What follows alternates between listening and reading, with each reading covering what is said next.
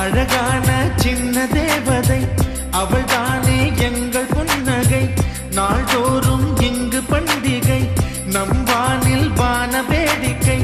இதுபோல சொந்தம் தந்ததா இறைவாவா நன்றி சொல்கிறோம். உனக்கேதும் சோகம் தோன்றினால் இங்கே வா இன்பம் தருகிறோம். சரவை